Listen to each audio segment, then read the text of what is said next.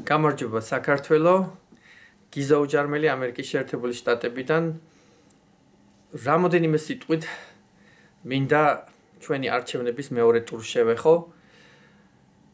რა ვქნა, არ შემიძლია ერთი რიგითი ქართველი ვარ და აი ესე გულგრილი ვერ დავრჩები იმის მიმართ თუ რაც საქართველოში ხდება. მე რამოდენიმეჯერ გამოვთქვი ჩემი პოზიცია, რომ რა თქმა უნდა მე მხარს უჭერ გრიგოლ ვაშაძეს და მე მოვუწოდებ ყველა ჩემს მეგობარს ყოველ ქართველ ემიგრანტს, ყოველ ქართველ ადამიანს ან საქართველოს მოქალაქეს, ვისაც გული შესტკივა საქართველოსთვის, რომ ხმა მისცენ გრიგოლ ვაშაძეს. ამისათვის არსებობს რამოდენიმე მიზეზი, დამერწმუნეთ, მე არასდროს არ ყოფილვარ არც ნაციონალური მოძრაობის წევრი, თუმცა რა თქმა უნდა, მე მხარს უჭერ გაერთიანებულ ოპოზიციას და პირადად გრიგოლ ვაშაძეს ძალიან უბრალო გარემოებების გამო. როდესაც ორ კანდიდატს ერთმანეთს ვადარებთ, ჩემთვის აქ არჩევანი საერთოდ არ არსებობს და არც კითხვა ჩნდება თუ ვის უნდა მივცეთ ხმა.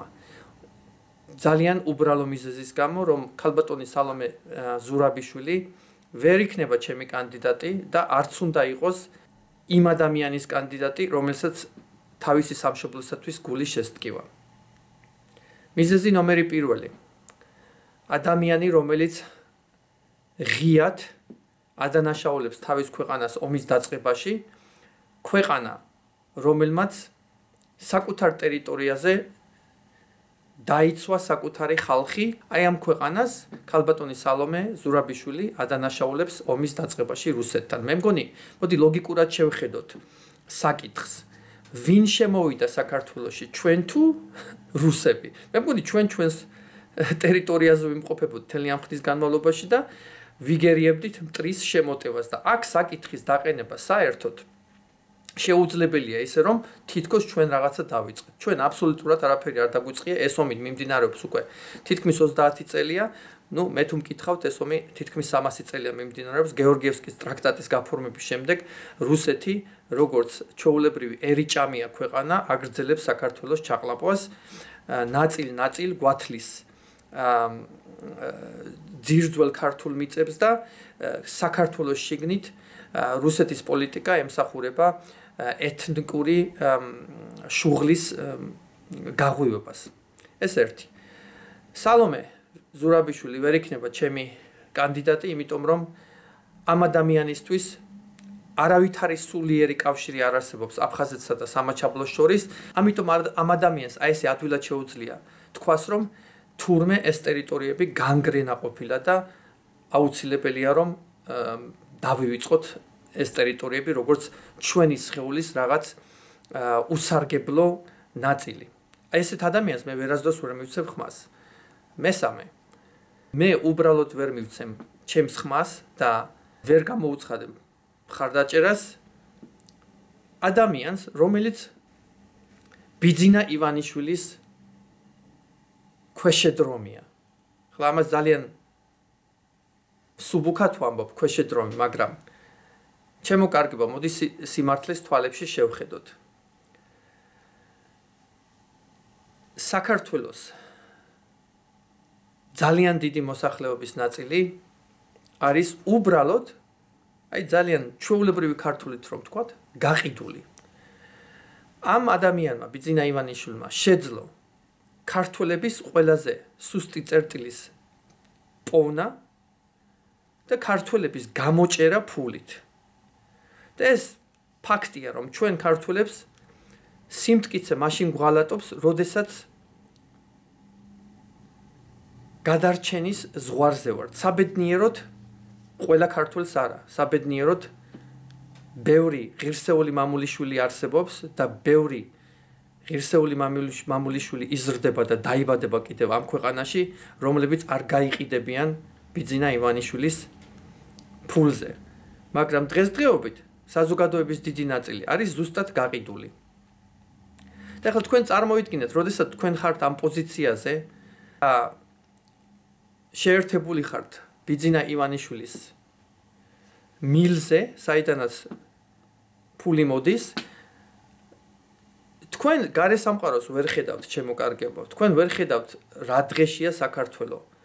და ამიტომ თქვენთვის ძალიან ადვილია ესე განსჯა და ჩემს მიმართ კრიტიკის გამოხატვა, აი ბევრი თქვენთაგანი მეუბნება, ბევრი ქართველი ჩემი თანამემამულე მეუბნება, რომ თურმე იმის გამო რომ მე შორს ვარ, ვერ ხედავ საქართველოს რეალურ სიტუაციას და არ მესმის თუ რა ხდება საქართველოში და ბევრს მოყავს ეს არგუმენტად.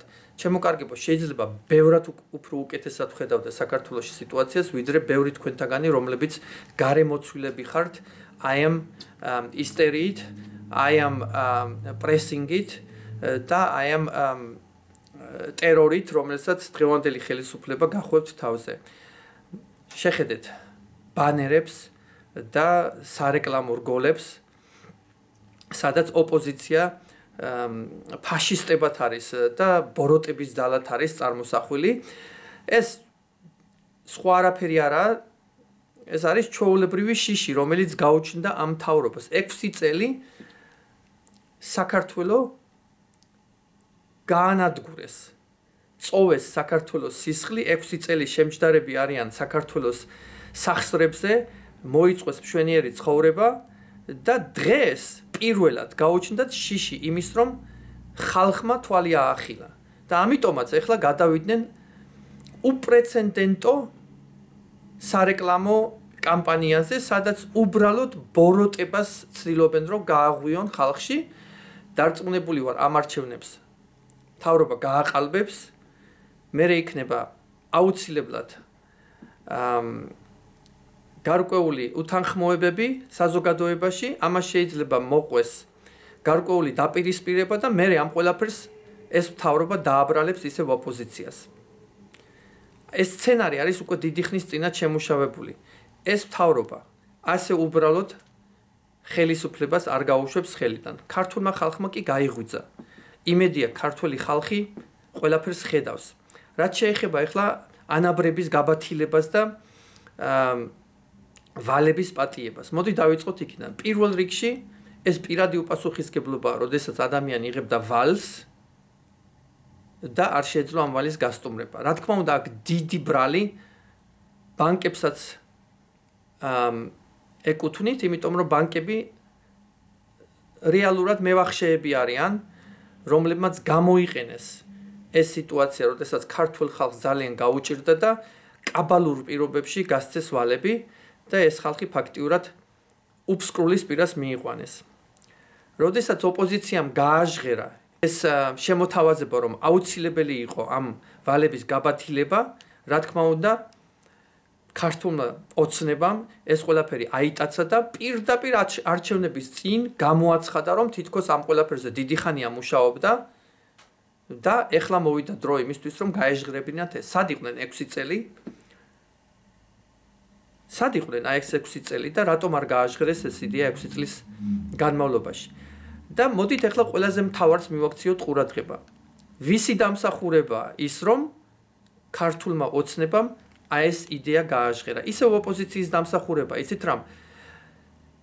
ქართულ ოცნებას რომ არ ეგრძნო შიში და ეჭვი საკუთარ ძალებში, შიში უბრალო რომ წააგებენ ამ არჩევნებს, დამარცხების შემდეგ ამას მოყვება დამარცხება უკვე საპარლამენტო დონეზე და აი ამ შიშმა აიძულა დღეს გაეჟღერებინათ ეს ახალი შემოთავაზება, რომ ვითომ და ადამიანებს გაუბათილებენ ვალებს. არ მოტყუდეთ, ჩემო კარგებო. არც ამ 6 წლის განმავლობაში აღელვებდა ქართულ ოცნებას თქვენი ბედი და არც ამ არჩევნების დასრულების შემდეგ იქნება სხვა. გააგრძელებენ წოვას სისხლის, თანხების, გააგრძელებენ სახელმწიფო თანხების მოხმარება საკუთარ კეთილდღეობისათვის და არაფერი არ შეიცვლება. და ამიტომ არც იმის იმედი გქონდეთ, რომ რამე შეიცვლება. აუცილებლად გამოინახება რაღაც გარკვეული ბერკეტი, რის გამოც ეს დაპირებაც ესე ჩვეულებრივად დარჩება და მეორეც ერთი ამ დაპირებას არც თავი აქვს, არც ბოლო და არც მოფიქრებული მექანიზმი. იმისათვის რომ ეს განხორციელდეს, აუცილებელია რომ ვიღაცამ თავის თავზე იკისროს ეს ვალები და თუ ბიძინა ივანიშვილი თავისი ქართულ ბანკით იკისრებს ამ ვალების გაბათილებას, მერწმუნეთ რომ აუცილებლად მოიფიქრებს ეს ვირეშმაკა რაღაც მექანიზმს თუ როგორ ამოიღოს ეს ვალი, იმიტომ რომ ეს კაცი წაგებაზე არასდროს არ მიდის და არასდროს არ წავა და გადამხდელი იქნება ყოველთვის ქართველი ხალხი. აი ამაში მე ვარ დარწმუნებული და მინდა რომ ამაში თქვენც იყოთ დარწმუნებულები, იმიტომ რომ ეს არის სრული სიმართლე. მინდა მოგიწოდოთ, რომ მიხვიდეთ საარჩევნო უბნებზე და გააკეთოთ ერთადერთი არჩევანი, ერთადერთი სწორი არჩევანი. სწორი არჩევანი კი არის ის, რომ ეს მთავრობა უნდა წავიდეს და ამ მთავრობასთან დამშვიდობება იწყება ამ საპრეზიდენტო არჩევნებით. საქართველო დღეს ირჩევს გზას და არა მხოლოდ პრეზიდენტს. გახსოვდეთ, საქართველო ირჩევს გზას და მიმართულებას, რომლითაც ჩვენ უნდა გავაგრძელოთ სვლა ჩვენი შვილებისათვის. შეხედეთ ჩვენს მთავრობას, რანაირი ადამიანებით არის დაკომპლექტებული ჩვენი პარლამენტი. შეხედეთ ამ ადამიანების გამდიდრების სისწრაფეს და შეხედეთ ჩვენი ჩვეულებრივი ადამიანების, ჩვეულებრივი ქართველების, ჩვეულებრივი მოქალაქეების გაღარიბების სისწრაფეს ამ ბოლო 6 წლის განმავლობაში. მე ჩვეულებრივი ქართველი ვარ, რომელიც ემიგრაციაში აი უკვე თითქმის 30 წელია ცხოვრობს. ბევრი ჩემნაირი ემიგრანტი, რომლებსაც საქართველო ენატრებათ. აი ასე ყოველდღიურად დაუღალავი შრომით აგრძელებენ ცხოვრებას და აკეთებენ თავიანთ გზავნილებს, თავიანთ საყვარელ ადამიანებთან საქართველოში. მოგეხსენებათ, ემიგრაციიდან საქართველოში დიდძალი თანხები მოდის ყოველთვიურად. აი ჩვეულებრივი ემიგრანტი გეუბნებით, რომ მე 30 წელი ვიმუშავე უცხოეთში და მერწმუნეთ საკმაოდ დიდი შრომა მაქვს გაწეული, მაგრამ მე არ მქონდა შესაძლებლობა ჩემი ამ დაუღალავი შრომით შემეძინა სასახლეები საქართველოში, ამეშენებინა ძვირფასი სახლები საქართველოში და გამდიდრებულიყავი ისეთი ტემპით, როგორც ამას საქართველოს მთავრობის წევრები აკეთებდნენ და აკეთებენ დღესდღეობით. ნუ თუ თქვენ გონიათ, რომ სამართლიანი შრომით იმ ხალხმა აეშენა ეს სასახლეები. იმავე დროს, როდესაც ადამიანების გაღატაკება ძალიან სწრაფი ტემპით მიმდინარეობდა. ჩვენ უცხოეთში, სადაც უფრო მეტი ანაზღაურება გვაქვს, ჩვენ ვერ ვახერხებთ ამ სასახლეების აშენებას ვერც აქ და ვერც საქართველოში. და წარმოიდგინეთ ახლა ის ადამიანები, ვინც პარლამენტში არიან, ნუ თუ იმეებმა თავიანთი ხელფასებით ააშენეს აი ეს ამდენი სიმდიდრე. აი უბრალოდ შედარებისათვის იფიქრეთ ამაზე, რამდენ ემიგრანტს ვიცნობ, ყველა დაუღალავად შრომობს, მაგრამ არც ერთ ჩვენთაგანს ძალიან მცირე გამონაკლისების გარდა არ აგვაქვს ეს შესაძლებლობა ამდენი სიმდიდრე შევქმნათ აი ესეთ ხანმოკლე პერიოდში. შეხედეთ საქართველოს პარლამენტს, შეხედეთ ადამიანებს, ვინც იქ სხედან და შეხედეთ მათ გეომეტრიული პროგრესიით შეძენილ ქონებას. ყველაფერი ნათელი გახდება, ჩემო კარგებო, ხო? და ეს ადამიანები ცდილობენ 5 კილო კარტოფილით შეგიძინონ. ეს ადამიანები ცდილობენ ვალების გაბათილებით გიყიდონ. მე ვიმედოვნებ, რომ საქართველოში მოსახლეობის უმრავლესობა კეთილსინდისიერია, მოსახლეობის უმრავლესობა გააკეთებს სწორ არჩევანს და არ გაიყიდება უბრალოდ.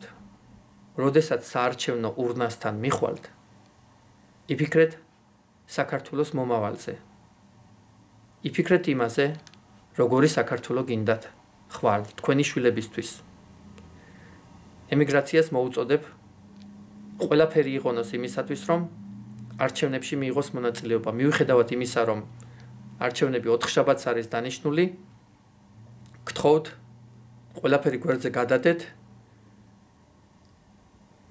და გააკეთეთ სწორი არჩევანი.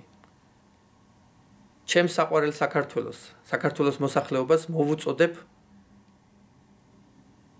პრინციპული არჩევნის ნაცვლად, რომელსაც თქვენ მთავრობა თავზე გახვევთ, გააკეთოთ ლოგიკური და არჩევანი გულის კარნახით.